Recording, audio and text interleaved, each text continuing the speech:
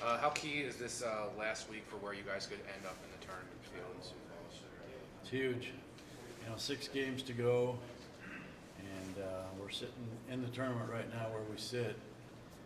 But you still have to win a few games to get there. It's very important. 4 out of the 6 are at home, so that's good.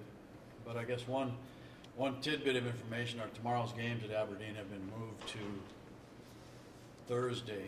We're going to play at 1 and 3. They're predicting cold weather and even maybe some snow down there tomorrow. So the change only happened here about an hour ago. But those 2 games at Aberdeen are very important, and hopefully we can get a couple wins there and take care of business Saturday. So Sunday doesn't mean anything, hopefully, because our team we play on Sunday is first place team in our league. They're very, very, very tough to beat. So hopefully we can get some W's before that and not have the pressure on Sunday to win. But if we do have to win Sunday, we'll give her our best and try to get it done. How about coming off, the back-to-back shutouts? I know that's tough for any team, but was that where, the Bats just had that day, or do you feel that this team can bounce right back? Well, the first game on Sunday, we had our chances. We had runners on and actually hit the ball fairly well. I think in game 2 on Sunday, you have to give the credit to their pitcher. She was dominant. On the bus ride home, I was kind of reflecting of how Mandy Greenberg used to dominate teams with strikeouts and rise balls and stuff. And that girl had it going that day, and they were calling the stuff that was up, so we really couldn't lay off. And she just had a great day. We didn't have much of a chance at all as far as scoring. We started the game out. Jordan Grant got a base hit to start the game, and she hasn't been thrown out all year. I think she was 35 for 35 or something stolen bases, and they got her. So now we're back to square one. Now the next girl strikes out, and then Neubauer got put in the third hole for the second time all year, and she got a base hit. And the next girl strike out.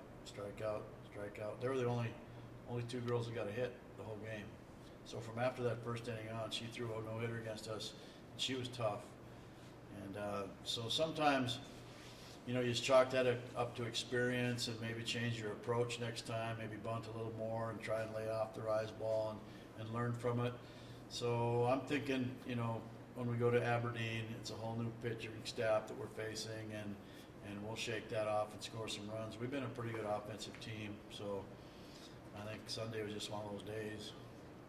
When you see a dominant pitcher like that, is that maybe in a sense a little beneficial, even though you didn't score a run? Because once you get to the tournament, every pitcher is really good, and great pitchers are always easier to face the second time once you've actually seen them. Well, it's good to see pitchers like that once in a while. Not only that it forces you to maybe shorten up a little bit and play a short game. We've got a pretty good short game team. We've got the speed. But like I said, the only 2 players we could get on base, one was erased by a stolen base, and that was it. But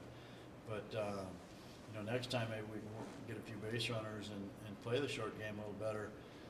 When you get into those 1-0 games and 2-1 games, and you have a Jordan Grant on your team and a Lauren Cowden and Skylar Neubauer, they can win that game for you just with their legs.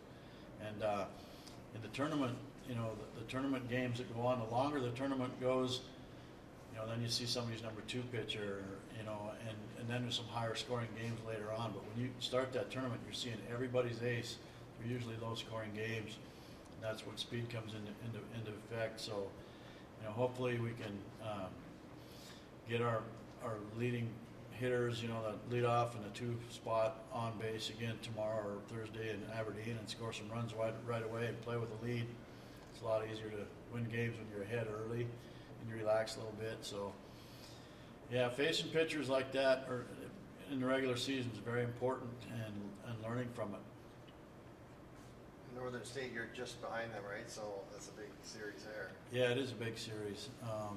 I assume Northern and Mary and Minot and Bemidji. Kind of an unfortunate thing happened Sunday. Bemidji didn't play their games against Augie.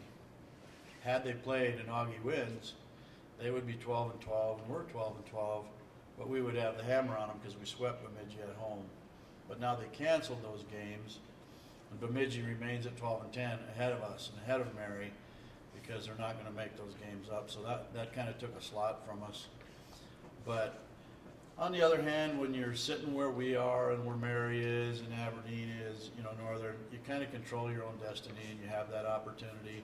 So we just have to seize that opportunity and go win some games.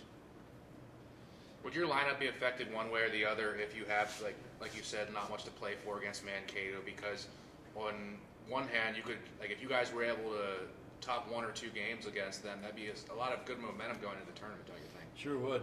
Yeah, like Sunday being the last regular season game of the year and you're playing the number 1 team, if we can scratch one out against those guys, it would be a boost and momentum getter going into the tournament. You feel pretty good about yourself. And you also have those thoughts like, holy smokes, we just beat the number 1 team, maybe we can win the tournament. You know, I want my kids thinking that anyway, that we can win any game, because really in our league, anybody can beat anybody on a given day. So, but if we could get one on Sunday, and I don't want to talk too much about Sunday because we have to win Thursday and then on Saturday, but that would be a good momentum getter if that should happen.